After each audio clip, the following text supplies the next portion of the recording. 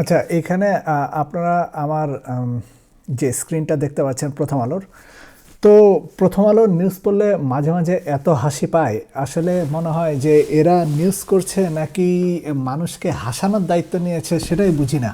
কোনটা নিউজ হবে আর কোনটা নিউজ হবে না, এই সামান্য জিনিস বোঝার মতো ক্ষমতাও মনে হয় যেন এই মাঝে মাঝে সাংবাদিকরা হারায় ফেলেন, বিশেষ করে প্রথম আলোর।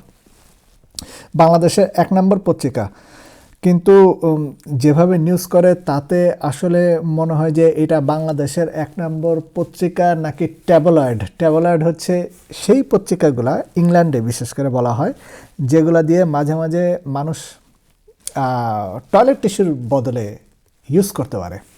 যাই হোক, যেমন আসিফ নজরুল বলতেছেন বর্তমান সরকারের সময় জুলাই হত্যাকারীদের বিচার সম্পন্ন করা হবে।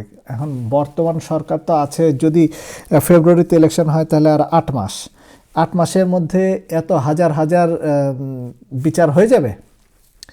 এই কোশ্চেনটা যদি ওনাকে কেউ করে, উনি কি জবাব দেবেন মিস্টার নজরুল? আচ্ছা, তারপরে সাকিব কি আর বাংলাদেশের হয়ে খেলতে পারবেন? আমিনুল কি মনে করেন? আসলে সাকিব বাংলাদেশের হয়ে খেলবে কি খেলবে না, আমার মনে হয় না এটা সাকিবের জন্য খুব একটা ম্যাটার করে, কারণ সে তার জীবনে যা পাওয়া দরকার সবই পাইছে, কি পায় নাই? বাংলাদেশের ইতিহাসের সবচেয়ে বড় স্টার সে। সো এখন সে বাংলাদেশের হয়ে খেললো না খেললো তাতে তার বেসিক্যালি কিছুই যায় আসে না।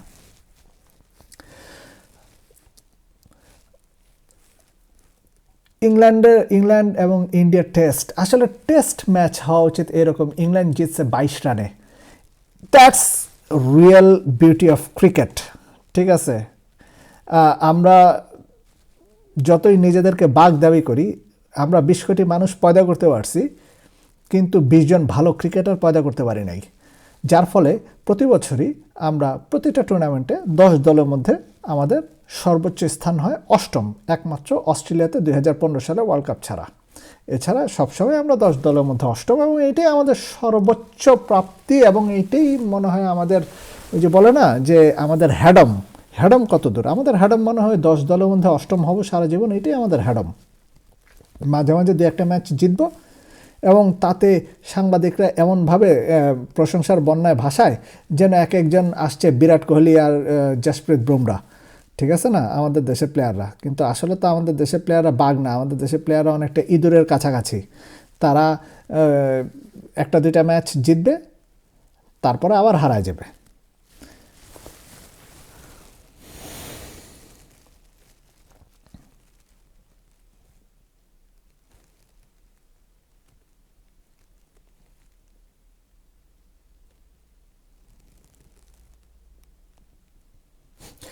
জলবায়ু উদ্বাস্তুদের ফ্ল্যাট প্রভাবশালীদের বিতর্কিত সেই বরাদ্দ বাতিল করল সরকার।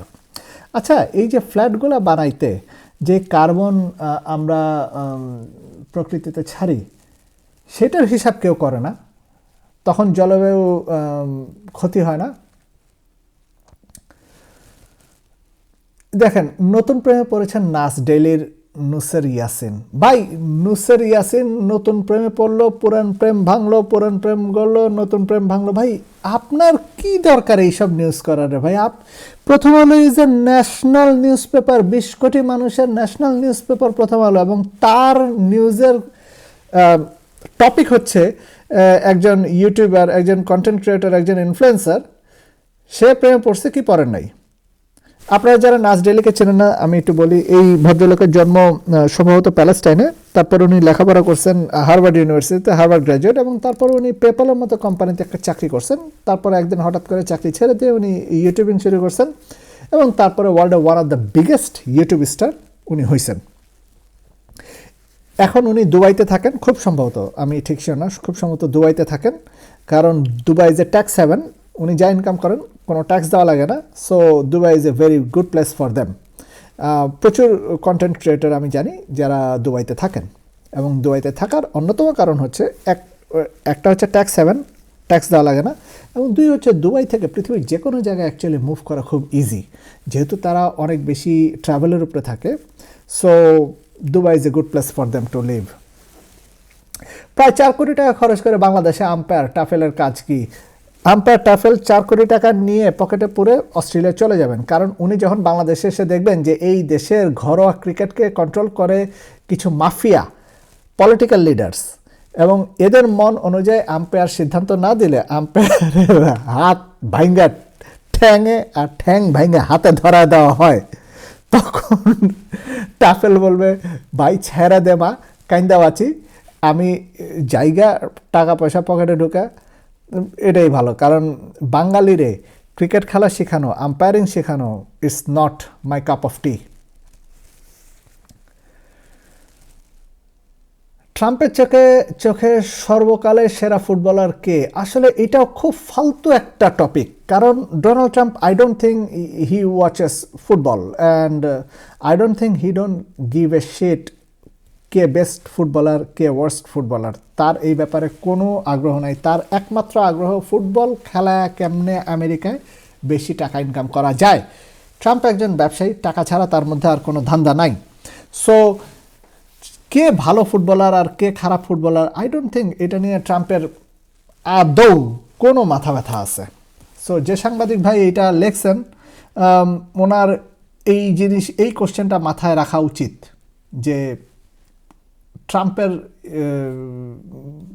ইয়াতে বেস্ট ফুটবলারকে, এটা যায় না কার কী লাভ।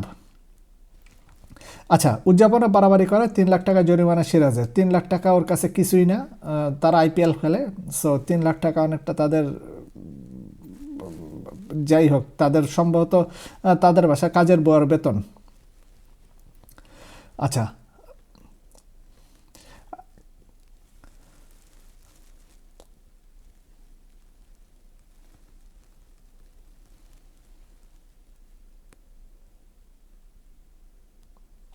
ইসরায়েল এবং ভারত, আপনারা হয়তো অনেকেই জানেন না, is a very good relationship between them. So তাদের মধ্যে চুক্তি হবে, বাণিজ্য চুক্তি হবে, অস্ত্রের চুক্তি হবে, এটা খুবই নর্মাল একটা ব্যাপার।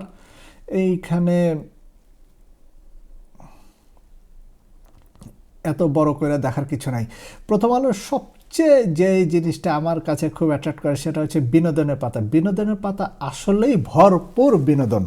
মানে দুনিয়াতে এত খবর থাকতে কেন যে বিনোদনের পাতা চালাইতে হয় প্রথম আলোর মতো পত্রিকার, আমি সেটাই বুঝি না। যে এই যে যেমন ধরেন পাহাড় থেকে সমুদ্রে সাদিয়া আয়মানের 10টি ছবি। ভাই সাদিয়া আয়মানের 10টি ছবি দেখে আমি কি করবো রে ভাই সাংবাদিক ভাই? আপনার গায়ে বিশেষ বিশেষ জায়গায় সুরসুরি লাগছে এই ছবি দেখে, আমি বুঝতে পারি। এই সুরসুরি দেওয়া ছবিগুলা এখন আপনার যেহেতু সুরসুরি লাগছে, এখন আপনি পাঠককে একটু সুরসুরি দিতে চান, ঠিক আছে না? সো প্রথম আলোর মতো পত্রিকার কাছে আসলে এইসব আশা করি না, ঠিক আছে? কারণ এইখানে এই ভদ্র মহিলার যারা ইনস্টাগ্রামে বা ফেসবুকে অনুসারী আছেন তারা তো এই ছবি দেখতেছেনই। আমরা যারা প্রথম আলো ওয়েবসাইটে ঢুকে পত্রিকা পড়ি, আমরা কিন্তু এই সব পড়ার জন্য প্রথম আলো ওয়েবসাইটে ঢুকে না। এইটা সাংবাদিক ভাই যদি আপনার বৃহৎ মস্তিষ্কে দিয়ে আপনি বুঝতে পারেন, বেটার আপনার জন্য। বিলেতের পথে প্রান্তরে নাবিলা, আবার একই কথা যে এই নাবিলা আপা নিশ্চয়ই তার এই ছবিগুলা ইনস্টাগ্রামে দিছেন, এবং হয়তো বা সাংবাদিক ভাইয়ের সাথে তার একটু দহরম মহরম আছে, উনি একটু ফোন করে সাংবাদিক ভাইকে বলছেন যে আমার এই ছবিগুলো একটু প্রথম আলোতে দেন ভাই। তো সাংবাদিকও বলছে আচ্ছা ঠিক আছে, অনলাইন ভার্সনে ছাপায় দিতেছে, আপনি কোনো চিন্তা করেন না, চলেন একসাথে কফি খাই, ঠিক আছে না? এইভাবেই আসলে সত্যি কথা কাজ হয়। বিশ্বজুড়ে সুপারম্যান ঝড়, আসলে আমি জানি না এই পৃথিবীর মানুষের সমস্যাটা কী রে ভাই? এইসব সুপার হিরো টাইপের মুভি কেন দেখি আমরা? আমরা জানি এগুলো সব ফেক, সুপারম্যান বলে সত্যিকার অর্থে কোনো কিছুই নাই। তারপরও পয়সা খরচ করে সিনেমা হলে যায় এই ফেক জিনিস দেখে নিজেকে এন্টারটেইন করার জন্য। আই ডোন্ট নো কার কী লাভ এতে, মানে আপনার কী লাভ হয় গাটের পয়সা খরচ করে এইভাবে এন্টারটেইনড হইতে? যাই হোক, তো প্রথম আলোর আরেকটা আমার খুব প্রিয় অংশ হচ্ছে এই যে মতামত। এইখানে এক একজন এমনভাবে কথা বলেন যে তারা ছাড়া এই পৃথিবীতে এই ব্যাপারে আর কেউ বিশেষজ্ঞ নাই। তো যাই হোক, যেমন ধরেন পুরুষ স্যারদের কি সবসময় স্যারই ডাকতে হবে? ভাই আপনার যা ইচ্ছা আপনি ডাকেন না ভাই, এইটা নিয়ে একটা ন্যাশনাল ডেইলিতে মতামত লিখতে হবে?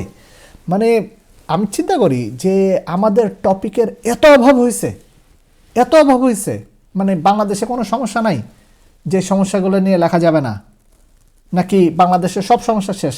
সো এখন পুরুষদেরকে স্যার ডাকবেন, সবসময় ডাকতে হবে, নাকি সামটাইমস ডাকবেন সামটাইমস ডাকবেন না? সেই মতামত আপনি আপনার মতামত লক্ষ লক্ষ পাঠকের উপরে চাপা দিতে চান। যাই হোক, তো ভারতকে যেভাবে ছাড়িয়ে যেতে পারে পাকিস্তান, ভাই ভারতকে পাকিস্তান ছাড়াবে আসলে মানে মানুষ কি গাঁজা খায় এইসব নিউজ লেখে, নাকি সত্যিকারের কোনো মোটিভ আছে এইসব লেখার পিছনে? আমি দুইটা দেশের তো তুলনাই হয় না। দুইটা দেশ যে তুলনা করব, কোন ম্যাট্রিকে তুলনা করব? আপনি যে কোনো একটা ম্যাট্রিক্স নেন ভাই, পাকিস্তানের পার ক্যাপিটা ইনকাম ইয়ারলি হচ্ছে $1800, সেখানে ভারতের হচ্ছে প্রায় $2900 কাছাকাছি, বাংলাদেশেরই তো $2800। পাকিস্তানের পার ক্যাপিটা ইনকাম বাংলাদেশের থেকে $1000 কম। সো কোন দিক দিয়ে পাকিস্তান ছাড়া যাবে? হ্যাঁ, এই 3 দিনের যুদ্ধে কয়েকটা বিমান ফালাইছে, বাস, এই তো পাকিস্তান ছাড়া যাবে ভারতকে। ভাই আপনারা যখন এই খবরগুলো লেখেন, আপনাদের বিন্দুমাত্র সেন্স, ব্রেন এগুলা কাজ করে না? আপনারা যদি দুইটা দেশের তুলনা করতে চান, দুইটা দেশের বিভিন্ন সাইড তুলনা করেন, ইকোনমি তুলনা করেন, সোশ্যাল সাইড তুলনা করেন, কালচার তুলনা করেন। বিশেষ করে ইকোনমি দিয়ে তুলনা করা সবচেয়ে সহজ, কারণ ইকোনমি হচ্ছে নাম্বার নিয়ে খেলে, এবং নাম্বার আপনি যখন দুইটা তুলনা করবেন দুইটা দেশের, সেখানে নাম্বার থাকাটা খুব জরুরি। আদারওয়াইজ এই তুলনাগুলো খুব সাবজেক্টিভ হয়ে যায়, একজন বলবে না এটা ভালো, আরেকজন বলবে না ওইটা ভালো। কিন্তু যখন দুইটা নাম্বার থাকে তখন কেউ আর দ্বিমত করতে পারে না, কারণ নাম্বার তো কথা বলতেছে। একটা দেশের $1800 মাথা পিছু হয়, আরেকটা দেশের $2900 মাথা পিছু হয়। সো এখানে বলার কি আছে ভাই? যাই হোক, এই আপনারা একটু গুগল সার্চ করলেই দেখতে পাবেন যে পাকিস্তানের অবস্থাটা কোথায়। পাকিস্তানের অবস্থা বাংলাদেশের থেকে অনেক খারাপ, এবং খারাপ। ইমরান খানের মতো লিডারকে ওরা 3-4 বছর ধরে আটকায় রাখছে জেলের ভিতরে। সো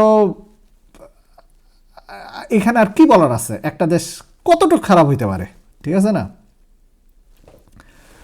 যাই হোক, সবাই ভালো থাকবেন, সুস্থ থাকবেন, সুন্দর থাকবেন।